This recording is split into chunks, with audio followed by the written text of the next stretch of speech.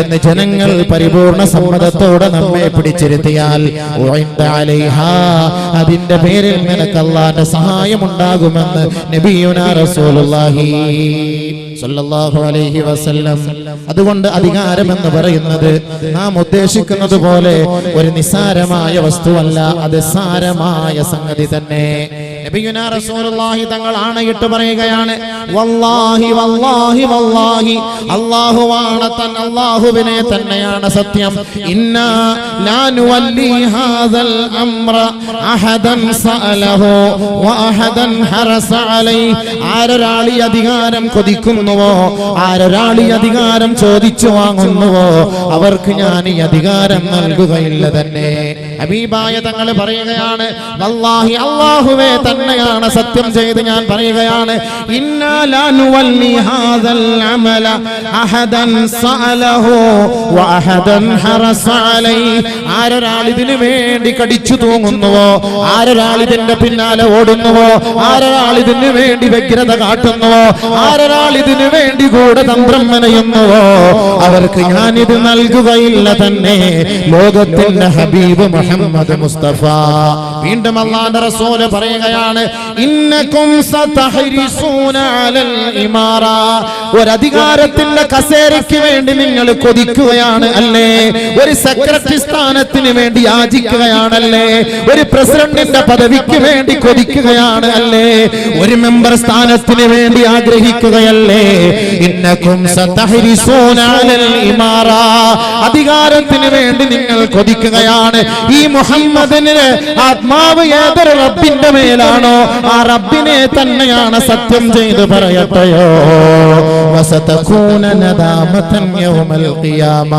അധികാരികളെ അധികാരികളെ അധികാരികളെ, വസതകൂന നദാമതൻ യൗമൽ ഖിയാമ. നാളെ ഖിയാമത്തിൽ ഈ അധികാരത്തിന്റെ പേരിൽ നിങ്ങൾ ദുഃഖിക്കേണ്ടി വരും, ഖേദിക്കേണ്ടി വരും, പ്രയാസപ്പെടേണ്ടി വരും, നിങ്ങളുടെ വിരലുകൾ നാളെ കടിക്കേണ്ടി വരുമെന്ന് ലോകത്തിന്റെ ഹബീബ് മുഹമ്മദ് മുസ്തഫ സല്ലല്ലാഹു അലാ മുഹമ്മദ് സല്ലല്ലാഹു അലൈഹി വസല്ലം. ഒരിക്കൽ അബൂദർ റളിയല്ലാഹു തആല അൻഹു, ബഹുമാനപ്പെട്ട അബൂദർ റളിയല്ലാഹു അൻഹു റിപ്പോർട്ട് ചെയ്യുന്ന ഹദീസ് തന്നെയാണ്, ഖുൽതു, ഞാൻ നബി തങ്ങളോട് ചോദിക്കുകയാണ്, യാ റസൂലല്ലാഹ്, അല്ലാഹുവിന്റെ റസൂലേ, അല്ലാഹുവിന്റെ റസൂലേ, അലാ തസ്തഅമിലുനി ഹാദാ. ഈ അധികാരം എന്നെ ഏൽപ്പിക്കുമോ നബിയേ?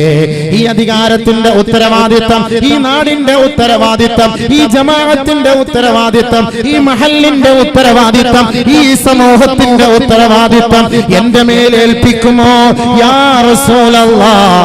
നബിയുനാ റസൂലുള്ളാഹി തങ്ങളോട് ബഹുമാനപ്പെട്ട അബൂദർ റളിയല്ലാഹു അൻഹു ചോദിക്കുകയാണ്. അബൂദർ റളിയല്ലാഹു അൻഹു പറയുകയാണ്, ഫളറബനി ബിയദിഹി അലാ മൻകിബി. ഹബീബായ റസൂലുള്ളാഹി തങ്ങൾ എന്റെ ചുമലിൽ തട്ടിയിട്ട് ആദരവായ റസൂലുള്ളാഹി തങ്ങൾ പറയുകയാണ്, യാ അബൂദർ, ഏ അബൂദറേ, ഇന്നക ലഈഫുൻ, ഇന്നക ലഈഫുൻ വ ഇന്നഹാ അമാന. നീ ബലഹീനനാണ്, നീ ബലഹീനനാണ്, നിന്നെ കൊണ്ട് ഈ പണി ഏറ്റെടുക്കാൻ കഴിയില്ല. ഈ പണി ഉത്തരവാദിത്വ ബോധമുള്ള പണിയാണ്, ഈ പണി അമാനത്താണ്.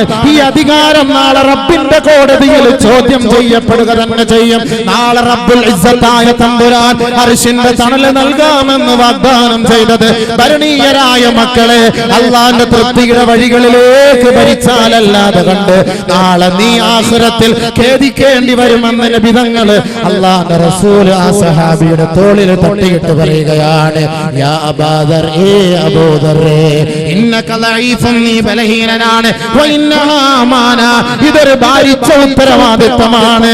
ഇല്ലാ മൻ അഖദ ബിഹഖിഹാ വ അദ്ദല്ലദീ അലൈഹി ഫിയാ. ആരൊരാൾ ഇതിനോടുള്ള ഉത്തരവാദിത്തം പരിപൂർണ ബോധത്തോടുകൂടി നിറവേറ്റിയിട്ടില്ലയോ, നാളെ ആഖിറത്തിൽ അവൻ ഖേദിക്കേണ്ടി വരുമെന്ന്, നാളെ ആഖിറത്തിൽ അവൻ ദുഃഖിക്കേണ്ടി വരുമെന്ന് ലോകത്തിന്റെ മുത്തേ മുഹമ്മദ് മുസ്തഫ സല്ലല്ലാഹു അലൈഹി വസല്ലം. അതുകൊണ്ട് നബിയുനാ റസൂലുള്ളാഹി തങ്ങൾ പറയുകയാണ്, ഈ അധികാരം നിങ്ങൾ ആഗ്രഹിക്കും, ഈ അധികാരം നിങ്ങൾ ഇഷ്ടപ്പെടും, ഒരു പഞ്ചായത്ത് മെമ്പർ ആകാൻ നിങ്ങൾ കൊതിക്കും. നിങ്ങളുടെ കീഴിൽ അധിവസിക്കുന്ന ഏതെങ്കിലും ഒരു ഭരണീയൻ പട്ടിണി കിടന്നിട്ടുണ്ടോ? MLA-മാരെ, MP-മാരെ, മന്ത്രിമാരെ, വാർഡ് മെമ്പർമാരെ, അല്ലാഹുവിന്റെ റസൂലിന്റെ മുത്തായ വാക്കാണ്. നിങ്ങൾ എത്രയെത്ര മധുരമായ വാഗ്ദാനങ്ങൾ നൽകിയിട്ടാണ് ഈ സാധുക്കളായ മക്കളുടെ വോട്ട് വാങ്ങി പോകുന്നത്. ഈ പാവപ്പെട്ട മക്കളെ പട്ടിണി കിടന്നാൽ, അവർക്ക് കുടിക്കാൻ വെള്ളമില്ലെങ്കിൽ, അവർക്ക് കിടക്കാൻ പാർപ്പിടമില്ലെങ്കിൽ, അവർക്ക് നടക്കാൻ റോഡില്ലെങ്കിൽ, അവർക്ക് സഞ്ചരിക്കാനുള്ള ഗതാഗത യോഗ്യതയൊന്നുമില്ല എങ്കിൽ അല്ലാഹു റബ്ബുൽ ഇസ്സത്തിന്റെ കോടതിയുടെ മുന്നിൽ ഈ ഇമാമിനെ പിടിച്ചു നിർത്തുമത്രേ, ഈ നാടിന്റെ ഭരണാധികാരിയെ പിടിച്ചു നിർത്തുമത്രേ. അവനോട് ചോദിക്കുകയാണ്, കുല്ലുകും റാഇൻ വ കുല്ലുകും മസ്ഊലുൻ അൻ റഇയതിഹി. നാളെ ചോദിക്കുകയാണ്, നിന്റെ കീഴിൽ ജീവിച്ച ഭരണീയർ വെള്ളം കിട്ടാതെ കഷ്ടപ്പെട്ടില്ലയോ? പട്ടിണി കിടന്ന് മരിച്ചില്ലയോ? എത്രയെത്ര കുഞ്ഞുമക്കളാണ് രോഗശയ്യയിൽ കിടന്ന് മരിച്ചത്, ചികിത്സ ലഭിക്കാതെ. അവരുടെ ഉത്തരവാദിത്തം നീയല്ലേ ഏറ്റെടുത്തത്? അവരുടെ നായകൻ നീ ആയിരുന്നില്ലേ? അവരുടെ നേതാവ് നീ ആയിരുന്നില്ലേ? അവരുടെ ഇമാമ് നീ ആയിരുന്നില്ലേ? എന്തേ അവരോട് നീതി കാട്ടാത്തത്? മാറി നിൽക്കടോ, അർശിന്റെ തണല് നിനക്കില്ല. അതുകൊണ്ട് അല്ലാഹുവിന്റെ റസൂല് അർശിന്റെ തണല് നൽകാമെന്ന ഒന്നാമത്തെ വാഗ്ദാനം ഇമാമുൻ ആദിൽ, ഇമാമുൻ ആദിൽ, നീതിമാനായ ഭരണകൂടത്തിനാണ്. അത് സ്ത്രീകളുടെ മേലേക്ക് ഏൽപ്പിക്കാൻ പാടില്ല. സ്ത്രീകളെ കൊണ്ട് ഓടിച്ചാടി അവരുടെ എത്തിപ്പെടാൻ പറ്റൂല. പെണ്ണുങ്ങൾക്ക് എത്രത്തോളം ചെയ്യാൻ പറ്റും? ഒരാണ് നിൽക്കേണ്ട സ്ഥാനത്ത് രണ്ട് പെണ്ണ് നിൽക്കണം. ഇസ്ലാം പഠിപ്പിക്കുന്ന തത്വമാണ്. അപ്പൊ ആ പെണ്ണുങ്ങളുടെ മേലെ ഏൽപ്പിച്ചാൽ ഈ ഉത്തരവാദിത്തം, ഈ ഉമ്മത്തിന്റെ ഉത്തരവാദിത്തം ഒരു പെണ്ണ് ഏറ്റെടുത്താൽ എങ്ങനെ രക്ഷപ്പെടും? നബിയുനാ റസൂലുള്ളാഹി സ്വല്ലല്ലാഹു അലൈഹി വസല്ലമ തങ്ങൾ പറയുകയാണ്, ലൻ യുഫ്ലിഹ ഖൗമുൻ, ലൻ യുഫ്ലിഹ ഖൗമുൻ വല്ലൗ അംറഹും ഇംറഅതൻ. ആരെങ്കിലും ഏതെങ്കിലും ഒരു സമുദായം ഒരു പെണ്ണിന്റെ മേൽ അവരുടെ ഉത്തരവാദിത്തം ഏൽപ്പിച്ചാൽ ആ സമുദായം വിജയിക്കുകയില്ല തന്നെ. ലോകത്തിന്റെ പ്രകാശം മുഹമ്മദ് മുസ്തഫ സല്ലല്ലാഹു അലൈഹി വസല്ലം. അധികാരം പെണ്ണുങ്ങളുടെ മേൽ ഏൽപ്പിച്ചാൽ ആ നാട്ടിൽ ഖൈറുണ്ടാവൂല. അതൊന്നും ഞാൻ ഉദാഹരണങ്ങളൊന്നും പറയുന്നില്ല, നാടിന്റെ ചരിത്രങ്ങളും വ്യവസ്ഥകളും ഞാൻ പറയുന്നില്ല. കുടുംബത്തിന്റെ തന്നെ അവസ്ഥ പരിശോധിക്കുക. കുടുംബത്തിന്റെ നാഥനാരാണ്? കുടുംബത്തിന്റെ അത്താണിയാരാണ്? ഗൃഹത്തിന്റെ നാഥനാരാണ്? അത് ഒരാണായിരിക്കണം, ഒരാണായിരിക്കണം, ചങ്കൂറ്റമുള്ള ആണായിരിക്കണം. ആണിന്റെ സ്ഥാനത്ത് പെണ്ണു വന്നാൽ അത് ഖിയാമത്തിന്റെ അടയാളമാണെന്നല്ലേ നബി തങ്ങൾ പഠിപ്പിച്ചത്? അല്ലാഹുവിന്റെ റസൂല് പറഞ്ഞില്ലേ, ഒരു കാലഘട്ടം എന്റെ സമുദായം കാണാൻ പോകുന്ന സത്യമാണ്. അന്ന് ആണ് പെണ്ണിനെ അനുസരിക്കേണ്ടി വരും. അതാഅർ-റജുലു ഇംറഅതഹു, അതാഅർ-റജുലു ഇംറഅതഹു. അന്ന് ആണ് പെണ്ണിനെ അനുസരിക്കേണ്ടി വരും. ഇന്ന് ഇന്ത്യയുടെ ചരിത്രം തിരുത്തിക്കുറിച്ചില്ലേ? 30% സംവരണം പെണ്ണുങ്ങളുടെ മേൽ ഏൽപ്പിച്ചിട്ടില്ലയോ? എന്റെ പൊന്നു സഹോദരങ്ങളെ, അല്ലാഹുവിന്റെ റസൂൽ പറഞ്ഞില്ലയോ, ലാ തഖൂമുസ്സാഅ, ഖിയാമത്ത് നാൾ സംഭവിക്കുകയില്ല, ഹത്താ തുഈനൽ മർഅതു സൗജഹാ ലിത്തിജാറാ. കച്ചവട ആവശ്യത്തിന് വേണ്ടി പൊതുനിരത്തുകളിൽ സ്വന്തം ഭർത്താവിനെ ഭാര്യമാര് കച്ചവടത്തിന് വേണ്ടി സഹായിക്കുന്ന കാലഘട്ടം വരാതെ ലോകത്തിന്റെ മുത്തിന്റെ പ്രഭാഷണമാണ്. കഅബയുടെ ഖില്ല പിടിച്ചുകൊണ്ട് ബഹുമാനപ്പെട്ട പ്രവാചകൻ ഹജ്ജത്തുൽ വദാഇൽ വെച്ച് നടത്തിയ പ്രഭാഷണമല്ലേ? ആരാണ് പെണ്ണിനെ രംഗത്തിറക്കാൻ പഠിപ്പിച്ചത്? ഏത് പ്രവാചകനാണ്? ഏത് സഹാബത്താണ്? ഏത് ഇസ്ലാമിന്റെ നിയമങ്ങളാണ്? പൊതുനിരത്തിൽ പെണ്ണുങ്ങളെ ഇറക്കിയിട്ട് കൊടി പിടിപ്പിക്കാൻ, കൊടി പിടിച്ചുകൊണ്ട് ഇൻകിലാബ് വിളിപ്പിക്കാൻ ആരാണ് പഠിപ്പിച്ചത്? ആരാണ് പഠിപ്പിച്ചത്? എത്രയെത്ര സഹാബത്ത് വനിതകൾ അല്ലാഹുവിന്റെ റസൂലിന്റെ സവിധത്തിൽ വന്നിട്ട് പറഞ്ഞില്ലയോ, നബിയേ, നബിയേ, അങ്ങ് ധർമ്മസമരത്തിലെ പങ്കാളിത്തം വഹിക്കുകയാണ്. ഞങ്ങളുടെ ഭർത്താക്കന്മാർ അങ്ങയോടൊപ്പം ഇതാ ധർമ്മസമരത്തിൽ പങ്കാളികളാവുകയാണ്. യാ റസൂലല്ലാഹ്, ഞങ്ങളും അങ്ങയോടൊപ്പം വരട്ടെയോ നബിയേ? നബിയേ, നിങ്ങൾക്ക് ഭക്ഷണം പാചകം ചെയ്തു തരാം നബിയേ, ഞങ്ങളുടെ ഭർത്താക്കന്മാരെ ഞങ്ങൾ പരിചരിച്ചു കൊള്ളാം നബിയേ, അവർ പരിക്കേറ്റുകൊണ്ട് കുടിലുകളിൽ കിടന്നാൽ ഞങ്ങൾ അവരെ ശുശ്രൂഷിച്ചു കൊള്ളാം നബിയേ, അതുകൊണ്ട് ഞങ്ങൾക്ക് കൂടി ഈ ധർമ്മസമരത്തിൽ പങ്കാളിത്തം വഹിക്കാൻ അനുവാദം നൽകണം യാ റസൂലല്ലാഹ്. അല്ലാഹുവിന്റെ റസൂല് പറഞ്ഞതെന്താണ്? ഹബീബായ തങ്ങൾ പറഞ്ഞതെന്താണ്? പോരട്ടെ, ഞങ്ങളോടൊപ്പം നിങ്ങളും കൊടി പിടിച്ചോ, ഞങ്ങളോടൊപ്പം ഒട്ടകത്തിന്റെ മുകളിൽ നിങ്ങളും കയറിക്കോ. ഇല്ല ഇല്ല ഇല്ല ഇല്ല, അല്ലാഹുവിന്റെ റസൂല് പറഞ്ഞിട്ടേ ഇല്ല. നബിയുനാ റസൂലുള്ളാഹി തങ്ങൾ പറഞ്ഞില്ലയോ, അയ്യുമാ ഇംറാത്തുൻ, ഏതെങ്കിലും ഒരു പെണ്ണ് സല്ലത്ത് ഖംസഹാ വസാമത്ത് ശഹ്റഹാ വഅതാഅത് ബഅലഹാ ദഖലത്തിൽ ജന്ന. ഏതെങ്കിലും ഒരു പെണ്ണ് 5 നേരം കൃത്യമായി നമസ്കരിക്കട്ടെ, പരിശുദ്ധമായ റമദാനിന്റെ നോമ്പ് പിടിക്കട്ടെ, സ്വന്തം ഭർത്താവിനെ അനുസരിക്കട്ടെ, സ്വന്തം ഭർത്താവിന്റെ വാക്കുകളെയും പ്രവൃത്തികളെയും തന്റെ ജീവിതത്തിൽ കൊണ്ടുവരട്ടെ, ദഖലത്തിൽ ജന്ന, അവൾ സ്വർഗവാസിനിയായ പെണ്ണാണ്. അതുകൊണ്ട് സഹാബത്ത് വനിതകളോട് അല്ലാഹുവിന്റെ റസൂലിന്റെ പ്രഖ്യാപനം പോകൂ, നിങ്ങൾ നിങ്ങളുടെ ഭർത്താക്കന്മാർക്ക് സേവിക്കുവിൻ, ഖിദ്മത്ത് ചെയ്യുവിൻ, ആ ഭർത്താക്കന്മാര് പറയുന്ന വഴികളിലൂടെ നിങ്ങൾ സഞ്ചരിക്കുവിൻ. അല്ലാഹുവിന്റെ റസൂല് പറഞ്ഞതാണ്. ബഹുമാനപ്പെട്ട നബിയുനാ റസൂലുള്ളാഹി തങ്ങൾ ഈ പെണ്ണുങ്ങളെ രംഗത്തിറക്കണമായിരുന്നുവെങ്കിൽ അല്ലാഹുവിന്റെ റസൂലിന് പറയാമായിരുന്നില്ലേ? പോരട്ടെ, നിങ്ങളും കൂടെ പോരട്ടെ, നബി തങ്ങൾക്ക് പറയാമായിരുന്നു. അതുകൊണ്ട് ഒരു കാലഘട്ടം എന്റെ സമുദായം കാണാൻ പോകുന്ന സത്യമാണ്, ഭാര്യയെ ഭർത്താവ് അനുസരിക്കേണ്ട ഒരു കാലഘട്ടം വരാതെ ലാ തഖൂമുസ്സാ. ഇതൊക്കെ നടന്നുകൊണ്ടിരിക്കുന്നു. സൂപ്പർ മാർക്കറ്റിൽ ഭർത്താവ് സാധനം എടുക്കാൻ പോകുമ്പോൾ ഭാര്യ സഹായിക്കും, കച്ചവടത്തിന് സഹായിക്കും, എല്ലാ കാര്യത്തിനും ഭർത്താവ് സെയിൽസ്മാൻ, ഭാര്യ കാഷ്യറിലിരിക്കും. കാലഘട്ടം അങ്ങനെയായി പോയി. വിധങ്ങൾ പറഞ്ഞ കാര്യം സംഭവിക്കുക തന്നെ ചെയ്യും, സംഭവിക്കുക തന്നെ ചെയ്യും.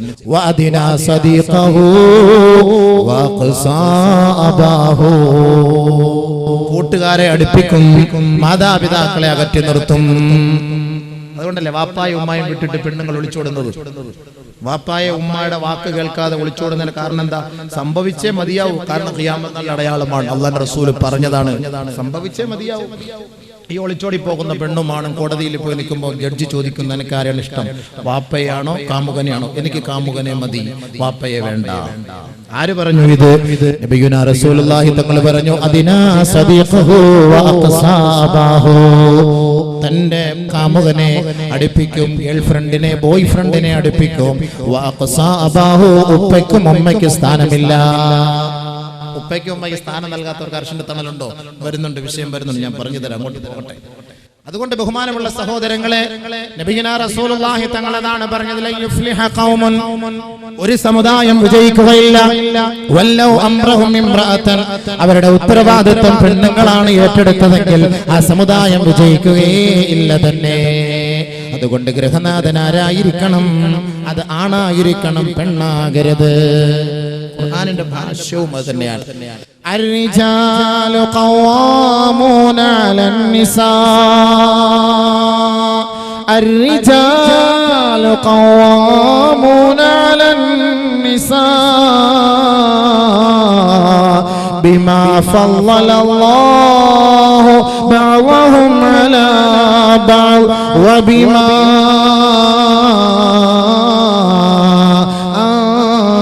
أنفقوا من أموالهم.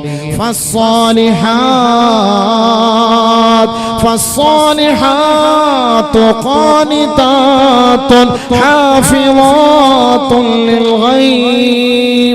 للغيب بما حفظ الله. ആ ആരാണ് സാലിഹത്തായ പെണ്ണെന്ന് ഖുർആൻ തന്നെ പറയുകയാണ്. പിന്നെ നമുക്ക് മറ്റു തെളിവിന് ഇവിടേക്ക് പോകണം.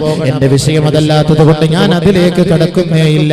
ബഹുമാനപ്പെട്ട നബി തങ്ങൾ അതാണ് പറഞ്ഞത്, അധികാരം പെണ്ണിന്റെ കൈകളിൽ ഏൽപ്പിക്കരുത്, ആ സമുദായം വിജയിക്കുകയില്ലെന്ന് നബി തങ്ങൾ പറഞ്ഞുവെങ്കിൽ ആരൊരാൾ അധികാരത്തിന്റെ സോപാനം പങ്കിടുന്നുവോ ആ അധികാരികളോട് അള്ളാന്റെ റസൂലിന്റെ ഒരു ഉപദേശമാണ്, ഒരു പ്രഭാഷണമാണ്, ഒരു ദുആയാണ്. ഭരണകർത്താക്കളെ നിങ്ങളുടെ കീഴിൽ അധിവസിക്കുന്ന ഭരണീയരുണ്ടല്ലോ, അവർ വെളിച്ചമില്ലാതെ, വോൾട്ടേജ് ഇല്ലാതെ, വെള്ളമില്ലാതെ, കുണ്ടും കുഴിയുമായ റോഡുമായിട്ടാണ് ദിനംതോറും നിങ്ങളെ നോക്കി അവർ നെടുവീർപ്പിടുകയും കണ്ണുനീരൊലിപ്പിക്കുകയും ചെയ്യുന്നുവെങ്കിൽ ആദരവായ റസൂലുള്ളാഹി തങ്ങൾ ദുആ ചെയ്തത് ഈ സഹോദരങ്ങൾ ഒന്ന് കേൾക്കണേ. അല്ലാഹുമ്മ മൻ വലിയ മിൻ അംരി ഉമ്മതി ശൈആ. അല്ലാഹുവേ, എന്റെ ഉമ്മത്തിന്റെ ഉത്തരവാദിത്വം ആരാണോ ഏറ്റെടുത്തത്, എന്റെ സമുദായത്തിന്റെ ഉത്തരവാദിത്വം, അവരുടെ ഭരണീയ ഉത്തരവാദിത്വം, അവരുടെ ഭരണത്തിന്റെ ഉത്തരവാദിത്വം ഏതൊരു സമുദായമാണോ ഏറ്റെടുത്തത്, ഫശഖ്ഖ അലൈഹിം, എന്റെ ഉമ്മത്തിനെ, എന്റെ അനുയായികളെ, എന്റെ സമുദായത്തെ ഏതൊരു ഭരണകർത്താക്കൾ വേദനിപ്പിച്ചുവോ, അല്ലാഹുമ്മ അശ്ഖുഖ് അലൈഹി, അവരെയും നീ ബുദ്ധിമുട്ടിക്കേണമേ റബ്ബേ. ഹബീബായ റസൂലുള്ളാഹി തങ്ങളുടെ ദുആയാണ്. രാഷ്ട്രീയക്കാരൊക്കെ നല്ലപോലെ ശ്രദ്ധിച്ചോ. പള്ളി ഭരിക്കുന്നവര്, പള്ളിയുടെ ഉത്തരവാദിത്തം, ജമാഅത്തിന്റെ ഉത്തരവാദിത്തം വഹിക്കുന്നവര്, പ്രസിഡന്റ്, സെക്രട്ടറിമാരൊക്കെ ശ്രദ്ധിക്കണം. ലൈറ്റ് ഇല്ല പള്ളിയില്, ഫാൻ കറങ്ങുന്നില്ല, കുറെ നാളായി ഫാൻ കറങ്ങിയിട്ട്. ജമാഅത്ത് നിസ്കരിക്കാൻ പള്ളിയിലെ കമ്മിറ്റിക്കാർ വന്നിട്ട് വേണ്ട ഇത് പറയാൻ. ആരോട് പറയാൻ? പ്രസിഡന്റിനോടോ. കക്കൂസിന്റെ കൊളുത്ത് പോയിട്ട് 2 മാസമായി, കൊളുത്തില്ലാതെ ബക്കറ്റ് എടുത്ത് അടച്ചു വെച്ചിട്ട് അവിടെ വെച്ചിട്ടാണ് ആളുകൾ പാത്തിക്കൊണ്ടിരിക്കുന്നത്. ഇവിടെ വേറെ ആരും വരാറില്ല, നോക്കാറില്ല. ബാത്റൂമിലേക്ക് കയറിയാൽ തന്നെ ബോധം കെട്ട് വീഴും. ആ കോലത്തില് നല്ല വെള്ള ക്ലോസറ്റ് ആയിരുന്നു, ഇപ്പൊ മഞ്ഞ നിറായി. അത് തന്നെ രാഷ്ട്രീയം മാറിപ്പോയി. പള്ളിയുടെ നല്ല കാർപ്പറ്റ് വിരിച്ചു സുജൂദിൽ ചെയ്ത സഹോദരൻ അലർജി ഇല്ലാതെ സുജൂദ് ചെയ്യും. എഴുന്നേൽക്കുമ്പോ അലർജിയോടുകൂടി എഴുതി. കാരണം എന്ത്? മൊത്തം പൊടി.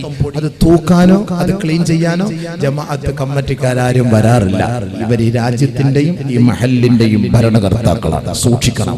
അധികാരത്തിന്റെ കസേരയിലിരുന്ന് മൊയ്ലിയാർ എപ്പോ വരും, മൊയ്ലിയാർ എപ്പോ പോകും, 5 വഖത്തിന് വന്നോ 3 വഖത്തിന് വന്നോ നോക്കലല്ല അവരുടെ ജോലി. ഈ ജമാഅത്തിന്റെ പരിപൂർണ ഉത്തരവാദിത്വം അവരുടെ കൈകളിൽ അല്ലാഹു ഏൽപ്പിച്ചു. ഖുർആനിന്റെയും ഹദീസിന്റെയും ഉദ്ധരണികൾ പറഞ്ഞുകൊണ്ടാണ് ഞാൻ പ്രഭാഷണം നടത്തുന്നത്. ആർക്കും വൈരാഗ്യം വേണ്ട. ഞാനും ഒരു പള്ളിയിലെ ഖത്തീബാണ്, എന്റെ മഹലിൽ ഞാൻ പ്രസംഗിച്ചിട്ടുള്ള കാര്യമാണ്. അള്ളാഹുവിനെ അല്ലാതെ ഈ പടപ്പ് ഒരു മനുഷ്യനെയും പേടിക്കാറില്ല. അതുകൊണ്ട് എന്റെ മുന്നിലിരിക്കുന്നവരിൽ ജമാഅത്തിന്റെ ഭാരവാഹിത്വം ഏറ്റെടുത്തവരുണ്ടെങ്കിൽ ഈ പറയുന്നതൊന്ന് കേട്ടോളി. നാളെ ആഖിറത്തിൽ അർശിന്റെ തണൽ വേണോ? അതിനു വേണ്ടിയിട്ടാണ്. ഇമാമുൻ ആദിൽ, ആദിലായ ഭരണാധികാരി, ഇമാമുൻ ആദിൽ, ആദിലായ ഭരണാധികാരി. നമ്മുടെ പള്ളികളൊക്കെ ഒന്ന് പരിശോധിച്ച് നോക്കി. നമ്മുടെ വീടുകള് നല്ല വൃത്തിയും വെടിപ്പോടെ കിടക്കുമ്പോ നമസ്കരിക്കുന്ന മുസല്ല അഴുക്കാണ്, നമസ്കരിക്കുന്ന കാർപ്പറ്റ് പൊടി പിടിച്ച് കിടക്കുകയാണ്. ഒരു വാക്വം ക്ലീനർ വാങ്ങിച്ചു കൊടുക്കാൻ ആരുമില്ലേ? പള്ളി പെയിന്റ് അടിച്ചിട്ട് വർഷങ്ങളായി. നമ്മൾ നമസ്കരിക്കുന്ന ജമാഅത്ത് നമസ്കരിക്കുന്ന പള്ളിയാണ്. അള്ളാഹുവിന്റെ മലക്കുകളും റഹ്മത്തുകളും ഇറങ്ങിക്കൊണ്ടിരിക്കുന്ന ഒരു ഭവനമാണ്. ആ ഭവനം കിടക്കുന്നത് കണ്ടില്ലേ? ആരും അതിനെ കുറിച്ച് അന്വേഷിക്കാറില്ല. എന്നാൽ 21 അംഗ സംഘ കമ്മിറ്റിയുണ്ട്. ജമാഅത്ത് ഭാരവാഹികള്, പ്രസിഡന്റ്, സെക്രട്ടറി എല്ലാം നല്ല കഴിവുള്ള അവർ നല്ല വണ്ടിയിൽ വരുന്നു, നല്ല വണ്ടിയിൽ തിരിച്ചു പോകുന്നു. പള്ളിയുടെ ഹൗൽ കഴുകിയിട്ട് 3 വർഷമായി പായൽ പിടിച്ചിട്ട് വെള്ളം കിടക്കുന്നത് പോലെ അറിയാൻ പറ്റൂല. ആ കോലഘട്ടത്തിലാണ്, ആ കോലത്തിലാണ്. അള്ളാന്റെ റസൂൽ അതാണ് പറഞ്ഞത്, സൂക്ഷിച്ചോ സൂക്ഷിച്ചോ. നീതിമാന്മാരായ ഭരണാധികാരികളല്ല എങ്കിൽ അർശിന്റെ തണല് പ്രതീക്ഷിച്ചുകൊണ്ട് നാളെ അങ്ങോട്ടേക്ക് പോകേണ്ടതില്ല. അതുകൊണ്ടാണ് നബിയിന റസൂൽ അധികാരം, നിങ്ങൾ ഈ അധികാരത്തിലേക്ക് കയറുകയാണെങ്കിൽ നിങ്ങൾക്ക് 2 നിലയ്ക്കുള്ള ദുആ നബി തങ്ങൾ ചെയ്തു. ഒന്ന്, അല്ലാഹുമ്മ മൻ വലിയ മിൻ അംരി ഉമ്മത്തി ശൈഅൻ ഫശഖ്ഖ അലൈഹിം ഫശ്ഖുഖ് അലൈഹി. ഈ ഉമ്മത്തിന്റെ ഉത്തരവാദിത്വം ഏറ്റെടുത്തിട്ട് വേദനിപ്പിക്കുന്നവരെ നീ വേദനിപ്പിക്കണേ പടച്ച തമ്പുരാനെ. വീണ്ടും അല്ലാഹുവിന്റെ റസൂൽ ദുആ ചെയ്തു, അല്ലാഹുമ്മ മൻ വലിയ മിൻ അംരി ഉമ്മത്തി ശൈഅൻ ഫറഫഖ ബിഹിം ഫർഫുഖ് ബിഹി. അല്ലാഹുവേ, ആരാൽ ഈ ഈ ഉമ്മത്തിന്റെ ഉത്തരവാദിത്തം ഏറ്റെടുത്തിട്ട് ആ ഉത്തരവാദിത്തം വേണ്ടവണ്ണം ശരിയായ വണ്ണം നിന്റെ തൃപ്തിയോടുകൂടി അവരുടെ കഴിവനുസരിച്ച് അവരാളുടെ കഴിവനുസരിച്ച് അവർ ചെയ്ത് പൂർത്തിയാക്കിയിട്ടുണ്ടോ? ഈ ഭരണീയരോട് കരുണ കാട്ടിയിട്ടുണ്ടോ? അല്ലാഹുവേ, നീ അവരോട് കരുണ കാട്ടണേ പടച്ചവനെ, അവരോട് കരുണ കാട്ടണേ പടച്ചവനെ. ലോകത്തിന്റെ മുത്ത് മുഹമ്മദ് മുസ്തഫ സല്ലല്ലാഹു അലൈഹി വസല്ലം ദുആ ചെയ്തു, അതും ചെയ്തു. അവർക്കാണ് അർശിന്റെ തണൽ, അവർക്കാണ് അർശിന്റെ തണൽ. കൃത്യമായി കാര്യങ്ങളൊക്കെ നിറവേറ്റി നോക്കി ക്ലീൻ ചെയ്ത് വൃത്തിയാക്കിക്കൊണ്ട് ഉത്തരവാദിത്തം എങ്ങനെയുണ്ട് കൊള്ളാവും, വല്ല റാഹത്ത് തന്നെയല്ലേ, വല്ല ബുദ്ധിമുട്ടോ പ്രയാസം. ഉമർ റളിയല്ലാഹു തആല സംഭവം ഞാൻ അങ്ങോട്ട് കയറിയാൽ ഒന്നും പ്രസംഗം തീരൂല. ഉമർ റളിയല്ലാഹു തആല എന്തായിരുന്നു ഭരിച്ചിരുന്നത്? എന്ത് ഭരണമായിരുന്നു? പൊട്ടിക്കരയുമായിരുന്നില്ലേ? ഒരു കുട്ടി പോലും, ഒരു കുഞ്ഞു പോലും പട്ടിണി കിടക്കാൻ പാടില്ലായിരുന്നു ഉമറിന്റെ ഭരണത്തിന്റെ കീഴിൽ. നാളെ റബ്ബിന്റെ കോടതിയിൽ അത് ചോദ്യമുണ്ടാകുമെന്ന് ഭയന്നുകൊണ്ട് ഉമർ റളിയല്ലാഹു തആല പൊട്ടിക്കരയുമായിരുന്നു. രാത്രി ഉറങ്ങൂല, ഇറങ്ങി സഞ്ചരിക്കുമായിരുന്നു. എന്തിന്? നാളെ ആഖിറത്തിൽ അർശിന്റെ തണല് കിട്ടാൻ. ഇമാമുൻ ആദിൽ, നീതിമാനായ ഭരണാധികാരി, അതിനു വേണ്ടിയിട്ടാണ്. അതുകൊണ്ട് അധികാരം നിങ്ങൾ ആഗ്രഹിക്കേണ്ട, ജനങ്ങളെ നിങ്ങളെ ഏൽപ്പിച്ചാൽ ആ ഉത്തരവാദിത്വം നിറവേറ്റി. ഇനി വോട്ട് ചെയ്യുന്നവരെ പള്ളിയിലാകട്ടെ, മഹല്ലത്തിലാകട്ടെ, മദ്രസയ്ക്കാകട്ടെ, നമ്മൾ ആരെയെങ്കിലും അധികാരത്തിന്റെ കസേരയിലേക്ക് നമ്മളെ കയറ്റിവിടാൻ ശ്രമിക്കുന്നുവെങ്കിൽ അനർഹനെ നിങ്ങൾ കയറ്റാൻ പാടില്ല. അർഹതയുള്ളവനെ തന്നെ വേണം നിങ്ങൾ കയറ്റാൻ. കുടുംബ മഹിമയും ഗോത്രമഹിമയും സ്വഭാവ മഹിമയും ഉള്ളവനെയല്ലാതെ അധികാരത്തിന്റെ കസേരയിലേക്ക് നിങ്ങൾ കയറ്റിവിട്ട് നിങ്ങളുടെ ഒരു കയ്യൊപ്പതിന് സാക്ഷ്യം ാണെങ്കിൽ നാളെ റബ്ബുൽ ഇസ്സത്തിന്റെ കോടതിയുടെ മുന്നിൽ എന്തിനാണ് അനർഹനെ ഈ അധികാരത്തിലേക്ക് കയറ്റിവിട്ടത്? അതിന്റെ പേരിൽ വോട്ട് ചെയ്യുന്ന നമുക്ക് നാളെ ചോദ്യം ഉണ്ടാകും. നബിയുനാ റസൂലുള്ളാഹി സ്വല്ലല്ലാഹു അലൈഹി വസല്ലമ തങ്ങൾ പറയുകയാണ്, മൻ ആന അലാ മഅസിയ, മൻ ആന അലാ മഅസിയ വലൗ കാന ബിശത്രി കലിമ കാന ശരീകൻ ലഹു ഫീഹാ. ആരെങ്കിലും ഒരു തെറ്റിലേക്ക് കേവലം ഒരു വാക്കുകൊണ്ടോ പ്രവൃത്തി കൊണ്ടോ അവന്റെ ചൂണ്ടാണി വിരൽ കൊണ്ടോ ആരെങ്കിലും ഒരു തെറ്റിലേക്ക് ഒരാളെ പ്രോത്സാഹിപ്പിച്ചാൽ കാന ശരീകൻ ലഹു ഫീഹാ, അവനും ആ തെറ്റ് ചെയ്തവനെ പോലെയാണെന്ന് കമാ ഖാല റസൂലുള്ളാഹി. നമ്മൾ അധികാരത്തിലേക്ക് കയറ്റിവിടുന്ന വ്യക്തി അടിച്ചു മാറ്റുന്ന ആളാണ്. നിനക്കും അതിന്റെ ഒരു പങ്കുണ്ട്. അധികാരത്തിലേക്ക് കയറ്റിവിടുന്ന വ്യക്തി കൈക്കൂലി വാങ്ങുന്നവരാണ്. നിനക്കും അതിന്റെ ഒരു പങ്കുണ്ട്. നിസ്കരിക്കാൻ വേണ്ടി വരുമ്പോ ഒരാൾ ചോദിക്കുന്നു, ഇവിടെ ഈ AK ബാർ എവിടെയാണ്? അയാൾ പള്ളിയിലേക്ക് വാള് പറയും, അതിലെ പോയിട്ട് ലെഫ്റ്റ് തിരിഞ്ഞാൽ മതി, അവിടെ കാണും. നീയും ഒരു അര സ്കോച്ച് അടിച്ചവന്റെ ഫായിദ സവാബ് നിനക്ക് കിട്ടും. നിസ്കരിക്കാൻ പോയ വലോബി ശത്രിക്കലിമ, ചെറിയ ഒരു വാക്കുകൊണ്ട് ഒരു തെറ്റിലേക്ക് ചൂണ്ടിക്കാണിച്ചു. അതേപോലെ നല്ല കാര്യത്തിന് വേണ്ടി ഒരാൾ ചൂണ്ടിക്കാണിച്ചാലും അവർക്കും അത് കിട്ടിയതിന്റെ പ്രതിഫലം ഉണ്ടാകും. അതുകൊണ്ട് ഒരുപാട് വിശേഷങ്ങളിലേക്ക്, ഒരുപാട് വിശദീകരണത്തിലേക്ക് ഞാൻ പോകുന്നില്ല. അധികാരികൾക്ക് നാളെ അല്ലാഹു സുബ്ഹാനഹു വ തആല അർശിന്റെ തണൽ അല്ലാഹു തആല നൽകും. അത് നല്ലവർക്കാണ്, സ്വാലിഹീങ്ങൾക്കാണ്, ഭരണീയരുടെ ഉത്തരവാദിത്തം ഏറ്റെടുത്തവർക്കാണ്. ബഹുമാനപ്പെട്ട ഉമർ ബിൻ അബ്ദുൽ അസീസ് ഭരണകർത്താവായിരുന്നില്ലേ? ബഹുമാനപ്പെട്ട ഉമർ ബിൻ അബ്ദുൽ അസീസ് റളിയല്ലാഹു തആല അൻഹു, രണ്ടാം ഉമർ എന്നറിയപ്പെട്ടിരുന്ന ഉമർ ബിൻ അബ്ദുൽ അസീസ് പരിശുദ്ധമായ റമദാനിന്റെ അവസാനത്തെ രാത്രിയിൽ പൊട്ടിക്കരയുകയാണ്. നാളെ നേരം വെളുക്കുമ്പോ ശവ്വാലിന്റെ മാസപ്പിറവിയാണ് തെളിഞ്ഞു വരിക. അവസാനിക്കുകയാണ്. നാളത്തെ നേരം വെളുക്കുമ്പോ ദഫ്മുട്ടലും സന്തോഷത്തിന്റെ ആനന്ദം കൊണ്ട് ഈ മദീനയാകമാനം കുഞ്ഞുമക്കളടക്കം പൊട്ടിച്ചിരി കൊണ്ട് തുള്ളിച്ചാടുന്ന ദിവസമാണ്. ഈ രാജ്യത്തിന്റെ കിരീടാവകാശിയും ഭരണാധികാരിയുമായ ബഹുമാനപ്പെട്ട ഉമർ ബിൻ അബ്ദുൽ അസീസിന്റെ വീടോ ശോകമൂകമായ അന്തരീക്ഷമാണ്. അവിടെ ചിരിയില്ല, അവിടെ കളിയില്ല, അവിടെ രസമില്ല, അവിടെ ആനന്ദമില്ല, അവിടെ പുതുവസ്ത്രമില്ല, അവിടെ ദഫ്മുട്ടുന്നില്ല, അവിടെ മാംസത്തിന്റെ ആഹാരമില്ല, അവിടെ മറ്റ് വിഭവ സമൃദ്ധമായ ഭക്ഷണങ്ങളൊന്നുമില്ല. ബഹുമാനപ്പെട്ട ഉമർ ബിൻ അബ്ദുൽ അസീസ് ഒരു ഇരുണ്ട മുറിയിൽ മുസല്ലയിൽ സുജൂദിൽ കിടന്ന് കരയുമ്പോ ബഹുമാനപ്പെട്ട മഹാനവറുകളുടെ പ്രിയപ്പെട്ട പത്നി ഫാത്തിമ കടന്നു വരികയാണ്. ഫാത്തിമ കടന്നു വന്നുകൊണ്ട് അമീറുൽ മുഅ്മിനീനോട് ചോദിക്കുകയാണ്, ഈ രാജ്യത്തിന്റെ കിരീടാവകാശി നിങ്ങളല്ലേ? ഈ മദീനയുടെ ചെങ്കോലിന്റെ ഉടമസ്ഥൻ നിങ്ങളല്ലേ. നാളെ നേരം വെളുക്കുമ്പോ മദീന ആഗമനം സന്തോഷത്തിന്റെ പൂത്തിരിയാണ്, സന്തോഷത്തിന്റെ തിരമാലയാണ്, ശവ്വാലിന്റെ മാസപ്പിറവിയാണ്. തക്ബീറിന്റെ മധുരമായ മൊഴികൾ കൊണ്ട് മുഖരിതമാകുന്ന ഈ മദീന ആഗമനം സന്തോഷം കൊണ്ട് ഇളകി മറിയുമ്പോ ഈ രാജ്യത്തിന്റെ കിരീടാവകാശിയായ നിങ്ങളുടെ മക്കൾ പട്ടിണിയല്ലയോ? നിങ്ങളുടെ മക്കൾക്ക് പുതുവസ്ത്രമില്ലല്ലോ? നിങ്ങളുടെ മക്കൾ ഇന്നെന്തേ വിഭവ സമൃദ്ധമായ ഭക്ഷണം കഴിക്കാത്തത്? ഈ 30 ദിവസങ്ങൾ പട്ടിണി കിടന്ന ഈ ഉമർ ബിൻ അബ്ദുൽ അസീസിന്റെ കുടുംബത്തിലെ ബഹുമാനപ്പെട്ട മഹദി അവറുകൾ ചോദിക്കുകയാണ്, അതുകൊണ്ട് നാളത്തെ ദിവസത്തിന് വേണ്ടി മത്സ്യം വാങ്ങണേ, മാംസം വാങ്ങണേ. മഹാനവറുകളോട് പ്രിയപ്പെട്ട പത്നി പറയുകയാണ്, ബഹുമാനപ്പെട്ട ഉമർ ബിൻ അബ്ദുൽ അസീസ് പറയുകയാണ്, ഫാത്തിമ ഫാത്തിമ ഫാത്തിമ, നിനക്കറിയില്ലേ കേവലം 2 ദിർഹം കൊണ്ടാണ് ഞാൻ ഈ ജോലി ചെയ്യുന്നത്. ഈ 2 ദിർഹമല്ലാതെ എനിക്ക് മറ്റൊരു ജോലിയില്ല, എനിക്ക് മറ്റൊരു വരുമാനമില്ല. അതുകൊണ്ട് തന്നെയാണ് ഞാനും നീയും നമ്മുടെ മക്കളും ജീവിക്കുന്നത്. അതുകൊണ്ട് ഫാത്തിമ, നമുക്ക് നല്ല ഉടുപ്പും സന്തോഷങ്ങളും വിഭവ സമൃദ്ധമായ ഭക്ഷണങ്ങളും സ്വർഗത്തിലാണ്. തന്റെ മക്കളോടൊന്ന് പറഞ്ഞു കൊടുക്കുമോ ഫാത്തിമ?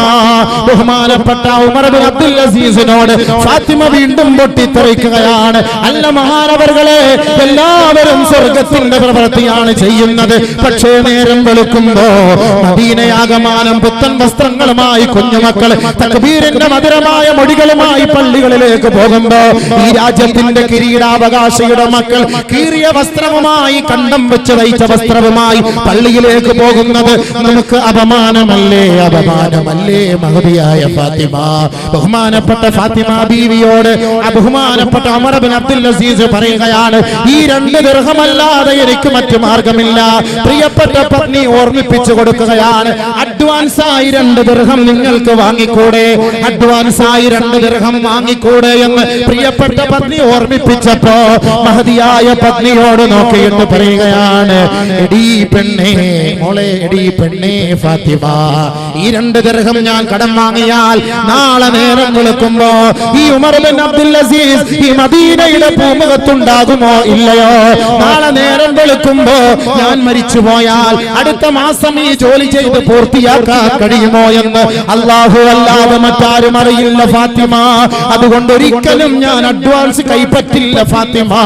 അതുകൊണ്ട് മക്കളോട് പറയണേ, സുഖസന്തോഷങ്ങളെല്ലാം സ്വർഗത്തിലാണ്, സുഖസന്തോഷങ്ങളെല്ലാം സ്വർഗത്തിലാണ്. ബഹുമാനപ്പെട്ട ഉമർ ബിൻ അബ്ദുൽ അസീസ് റളിയല്ലാഹു അൻഹു വേണമെങ്കിൽ ഖജനാവിന്റെ താക്കോൽ അദ്ദേഹത്തിന്റെ കൈകളിൽ കിടന്നമ്മാനമാടുകയാണ്. 2 ദിർഹമല്ല, 5 ദിർഹമല്ല, ആയിരക്കണക്കിന് ദിർഹമിന്റെയും ദിനാറിന്റെയും ഉടമസ്ഥനാകാൻ ബഹുമാനപ്പെട്ട ഉമർ ബിൻ അബ്ദുൽ അസീസിന് കഴിയും. പക്ഷേ നാളെ അർശിന്റെ തണല് ആഗ്രഹിച്ചുകൊണ്ട് കീറിയ കുപ്പായവുമായി, കണ്ടം വെച്ച് തയ്ച്ച കുപ്പായവുമായി പട്ടിണി കിടന്ന് രാജ്യത്തിന് മെഴുകുതിരി പോലെ ഉരുകി വെളിച്ചം പകർന്നു കൊടുത്ത ഉമർ ബിൻ അബ്ദുൽ അസീസ് ആഗ്രഹിച്ചത് സബ്അത്തുൻ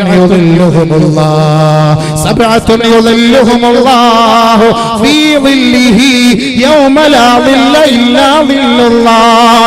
നാളെ 7 കൂട്ടർക്ക് അല്ലാഹുവിന്റെ തണലല്ലാത്ത ഒരു തണലുണ്ടല്ലോ, ആ തണലിൽ ഒന്നാമനായി ഈ ഉമറിനും എത്തണം ഫാത്തിമ. അതുകൊണ്ട് സാധ്യമല്ല ഫാത്തിമ, സാധ്യമല്ല ഫാത്തിമ. ഇമാമുൻ ആദിൽ, ഇമാമുൻ ആദിൽ, നീതിമാനായ ഭരണാധികാരി. ഇന്ന് അധികാരത്തിന്റെ സോപാനത്തിൽ വിരാജിക്കുന്നവരെ, ഗവൺമെന്റ് സ്ഥാപനങ്ങളിൽ ജോലി ചെയ്യുന്നവരെ, ഗവൺമെന്റ് ആശുപത്രികളിൽ ജോലി ചെയ്യുന്നവരെ, പാവപ്പെട്ടവർക്ക് കൊടുക്കാൻ ഗവൺമെന്റ് സപ്ലൈ ചെയ്യുന്ന ഗുളികകളും മരുന്നുകളും ജോലി കഴിഞ്ഞ് നമ്മുടെ ബാഗിലിട്ടിട്ട് വീട്ടിലേക്ക് കൊണ്ടുവന്ന് സ്വന്തം കുടുംബത്തിന് കൊടുക്കുന്ന നഴ്സുമാരെ, പെണ്ണന്മാരെ, നാളെ ഈ ഗുളികകളും മരുന്നുകളുമായി ആഖിറത്തിൽ നീ വരേണ്ടി വരും പെങ്ങളെ. സാധുക്കൾക്കുള്ള മരുന്നാണ്, നിന്റെ കുടുംബത്തിന് വേണ്ടിയുള്ള മരുന്നല്ല.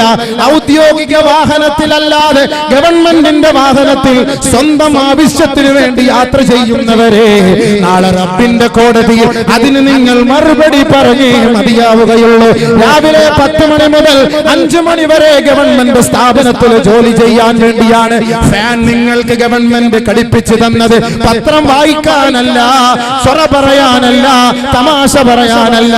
ഗവൺമെന്റിന്റെ ജോലി ഒഴിച്ച് സ്വന്തമായി വിശ്രമിക്കാൻ ഗവൺമെന്റിന്റെ അനുവാദമില്ലാതെ ആരൊരാള് ഫാനിന്റെ സ്വിച്ച് അമർത്തിയോ അതിലൂടെ നിങ്ങൾ സുഖം അനുഭവിച്ചോ, നാളെ ആഖിറത്തിൽ അതിന് മറുപടി പറയണം, മറുപടി പറയണം, മറുപടി പറയണം.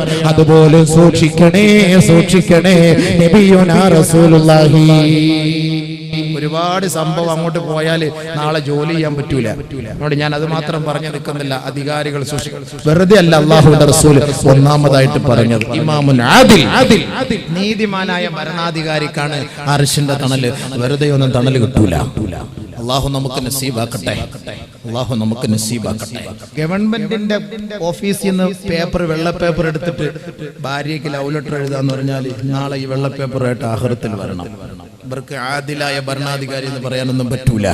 അടിച്ചു മാറ്റിയവൻ അടിച്ചു മാറ്റിയ സാധനമായിട്ട് വരണം. എനിക്ക് ഒരുപാട് ഹദീസ് ഉണ്ട്, അങ്ങോട്ട് കയറിയാൽ അത് മാത്രം തന്നെയായിരിക്കും എന്റെ വിഷയം. വേറെ അങ്ങോട്ട് കുറക്കാൻ പറ്റൂല. കുറെ പറയാനുണ്ട്, കുറെ വിഷയം പറയാനുണ്ട്.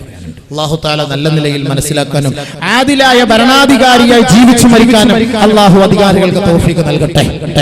അതിനുവേണ്ടി നമ്മൾ ജമാഅത്ത് കമ്മിറ്റിക്കാരും ഭാരവാഹികളും ഒക്കെ പരിശ്രമിച്ചോ.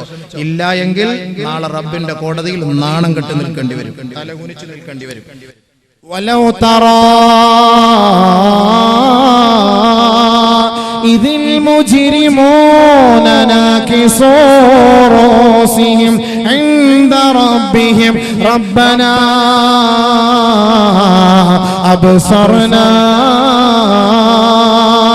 വസമിഅനാ ഫർജിഅനാ നഅമൽ സാലിഹാ ഇന്നാ മൂഖിനൂൻ.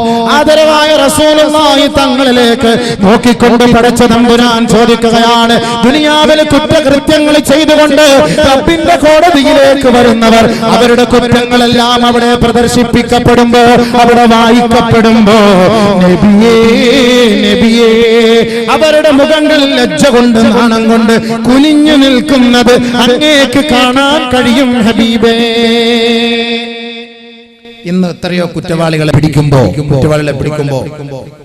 കൈക്കൂലി വാങ്ങിയവൻ അറസ്റ്റ് ചെയ്തു, പെട്ടെന്ന് കൊണ്ടുപോകുന്നു ജയിലിലേക്ക്. അയാള് ഫോട്ടോയ്ക്ക് പോസ്റ്റ് ചെയ്ത് നിൽക്കൂല, അയാളുടെ കയ്യിലുള്ള കർച്ചീഫ് കൊണ്ട് മുഖം മറയ്ക്കും. പീഡന കേസിൽ പിടിച്ചവരെ അറസ്റ്റ് ചെയ്ത് കൊണ്ടുപോകുമ്പോ ഞെളിഞ്ഞു നിൽക്കൂല, അന്ന് എടുത്തോ ഫോട്ടോ എടുത്തോ, ഇല്ല കുനിഞ്ഞു നിൽക്കും, കാണിക്കൂല, മുഖം കാണിക്കൂല, ലജ്ജ കൊണ്ട് നാണക്കേട് കൊണ്ട്. ഇത് ദുനിയാവിന്റെ അവസ്ഥയാണെങ്കിൽ ആഖിറത്തിലും ഇതേ അവസ്ഥയാണ്. അർശിന്റെ തണല് കൊടുക്കുന്നതിന് മുമ്പ് അല്ലാഹുവിന്റെ വിചാരണ കോടതിയിലേക്ക് കയറ്റി നിർത്തുകയാണ്. അവന്റെ പുസ്തകം തുറന്നു വെക്കുകയാണ്. ഇഖ്റാ കിതാബക കഫാ ബിനഫ്സികൽ യൗം അലൈക ഹസീബാ. ഇത് നിന്റെ ഗ്രന്ഥമാണടോ, ഇത് നീ കടിച്ചതും പിടിച്ചതും രസിച്ചതും രമിച്ചതും ആനന്ദിച്ചതും കൈക്കൂലി വാങ്ങിയതും കള്ളത്തരം കാണിച്ചതും ഇത് മുഴുവനും ഇതിൽ രേഖപ്പെടുത്തിയിട്ടുണ്ട്. ലാ യുഗാദിറു സഗീറതൻ വലാ കബീറ, ഒന്നുപോലും വിട്ടിട്ടേ ഇല്ല, എല്ലാം ഇതിൽ സവിസ്തരം പ്രതിപാദിക്കപ്പെട്ടിരിക്കുകയാണ്. വായിക്കടോ വായിക്കടോ. ഇവന്റെ മുന്നിലേക്ക് അത് എടുത്തു കൊടുക്കുമ്പോ ഇവന്റെ ഓരോ സംഭവങ്ങൾ അവിടെ വെളിവാക്കപ്പെടുമ്പോ വലൗ തറാ ഇതിൽ മുജ്രിമൂൻ നാകിസൂ റൂസിഹിം ഇൻദ റബ്ബിഹിം. അല്ലാഹുവിന്റെ കോടതിയുടെ മുന്നിൽ അവർ തലകുനിച്ചുകൊണ്ട് പ്രാർത്ഥിക്കുകയാണ്. ഇന്ന് പോലീസിന്റെ കാല് പിടിക്കുന്നത് പോലെ, ഗവൺമെന്റിന്റെ കാല് പിടിക്കുന്നത് പോലെ, യമാനെ ഒന്ന് രക്ഷിക്കണേ, രാഷ്ട്രീയക്കാരന്റെ കാല് പിടിച്ചുകൊണ്ട് യാചിക്കുന്നത് പോലെ ഒന്ന് രക്ഷിക്കണേ, ഒന്ന് രക്ഷിക്കണേ, എന്റെ മുഖത്തെ വിവരണമാക്കരുത്, എന്നെ പരസ്യപ്പെടുത്തരുത്, എന്റെ ലജ്ജയെ നിങ്ങൾ കാണണേ, എന്റെ ന്യൂനതയെ മറച്ചു വെക്കണമേ എന്ന് അധികാരികളുടെ കാല് പിടിച്ചു പറയുന്നത് പോലെ റബ്ബിന്റെ കോടതിയിലെത്തുമ്പോ ഇവൻ പറയുകയാണ്, റബ്ബനാ അബ്സർനാ വസമിഅനാ ഫർജിഅനാ. അല്ലാഹുവേ, ഇപ്പോഴാണ് ബോധം വന്നത്, ഇപ്പോഴാണ് ബോധം വന്നത്, ഇപ്പോഴാണ് ഞങ്ങൾ മനസ്സിലാക്കിയത് നിന്റെ യാഥാർത്ഥ്യവും നിന്റെ അസ്തിത്വവും ആഖിറത്തിന്റെ വലിപ്പവും അർശിന്റെ തണലിനെ കുറിച്ച് മനസ്സിലാക്കിയത്. അബ്സർനാ വസമിഅനാ ഫർജിഅനാ. ഒരിക്കൽ കൂടി ഒന്ന് മടക്കണമേ, ഒരിക്കൽ കൂടി ഒന്ന് മടക്കണമേ. നഅമൽ സാലിഹാ ഞങ്ങൾ നല്ല പ്രവൃത്തികൾ ചെയ്തു കൊള്ളാം.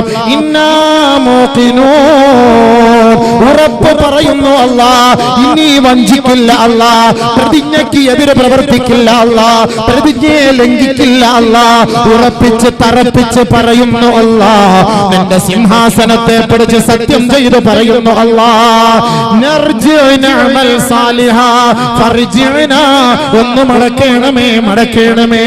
നാളെ റബ്ബിന്റെ കോടതിയിൽ പോയി നാണം കെട്ട് സംസാരിക്കുന്നതിനേക്കാൾ ഇന്ന് അഭിമാനത്തോടുകൂടി ജീവിക്കണേ അധികാരി വർഗമേ.